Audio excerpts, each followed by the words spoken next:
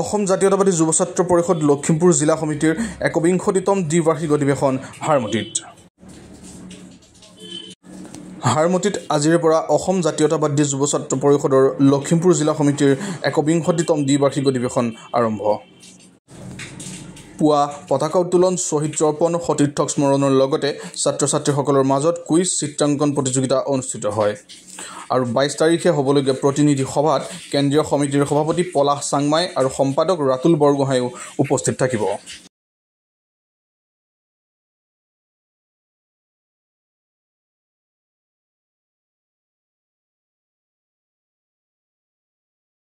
আমাৰ সেউজীখন সতেজ কৰি ৰাখে, ধৰণী ধুনীয়া কৰে।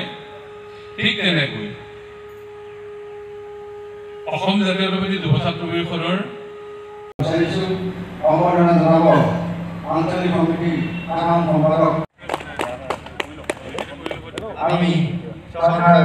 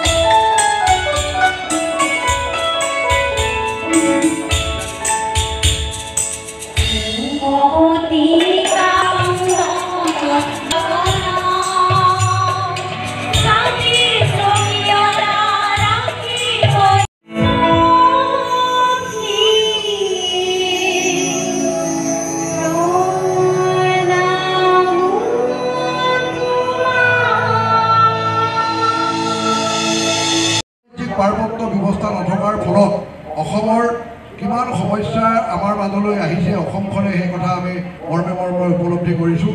শেহতীয়াকৈ ভাৰত চৰকাৰে এই দাবীসমূহ কিন্তু দীঘলীয়া সংগ্ৰাম এটা তেওঁলোকে থৈ গৈছে, যদিও তেওঁলোকে এই সতীৰ্থসকলে সেই উপলব্ধিটো কৰিছে, যদিও এই সময়ত অনুপস্থিত, যদিও সেই দাবীসমূহৰ প্ৰাসংগিকতা শেহতীয়াকৈ এখন অতি শক্তিশালী আঞ্চলিক সমিতি লখিমপুৰ জিলা সমিতিৰ আজি ১বিংশতিতম দ্বিবাৰ্ষিক অধিৱেশনখনি আমি হাৰমতি আঞ্চলিক সমিতিৰ আতিথ্যত হাৰমতিবাসী ৰাইজৰ সহযোগত আমি হাৰমতি ৰংগমঞ্চত দুদিনীয়া কাৰ্যসূচীৰে আজিৰ পৰা আমি অনুষ্ঠিত কৰিছোঁ। আজি আমাৰ গছপুলি ৰোপণেৰে আমাৰ কাৰ্যসূচী শুভাৰম্ভ কৰে।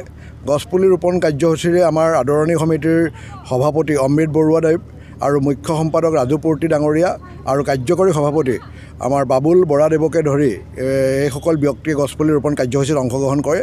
তাৰ পৰৱৰ্তী সময়ত আমাৰ পতাকা উত্তোলন কাৰ্যসূচী, তাৰ পৰৱৰ্তী সময়ত শ্বহীদ তৰ্পণ কাৰ্যসূচী আৰু তাৰ পৰৱৰ্তী সময়ত আমাৰ সতীৰ্থ স্মৰণ কাৰ্যসূচী সম্পাদন হয়। সতীৰ্থ স্মৰণ কাৰ্যসূচীত আমাৰ অংশগ্ৰহণ কৰে কেন্দ্ৰীয় কাৰ্যনিৰ্বাহক সদস্য ভূপেন শইকীয়া ডাঙৰীয়া, জিলা সমিতিৰ উপদেষ্টা মনদীপ নেওগ ডাঙৰীয়া আৰু সতীৰ্থ আৰু আমাৰ যি শ্বহীদ তৰ্পণ কাৰ্যসূচীত ভাগ লৈ আমাৰ জিলা সমিতিৰ সাধাৰণ সম্পাদক অৰুণ গগৈ ডাঙৰীয়াই আমি এই দুদিনীয়া কাৰ্যসূচীত আমি সমূহ লখিমপুৰবাসী ৰাইজৰ আমি সহায় সহযোগিতা বিচাৰিছোঁ।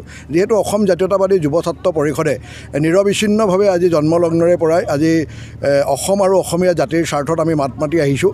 এই অসম আৰু অসমীয়া জাতিৰ স্বাৰ্থত মাত মাতি আহোঁতে আমাৰ যিসকল ব্যক্তিয়ে প্ৰাণ আহুতি দিছে, আমি সেইসকল ব্যক্তিক আমি গভীৰ শ্ৰদ্ধা নিবেদন কৰিছোঁ। আমাৰ লখিমপুৰ জিলাৰো বহুখিনি সমস্যা আছে, যিকোনো সমস্যাৰ বিষয়ে আমি এই দ্বিবাৰ্ষিক অধিৱেশনৰ প্ৰতিনিধি সভাত আমি আলোচনা কৰিম। এই প্ৰতিনিধি সভা আৰু মুকলি সভা আমাৰ কাৰ্যসূচী ৰখা হৈছে।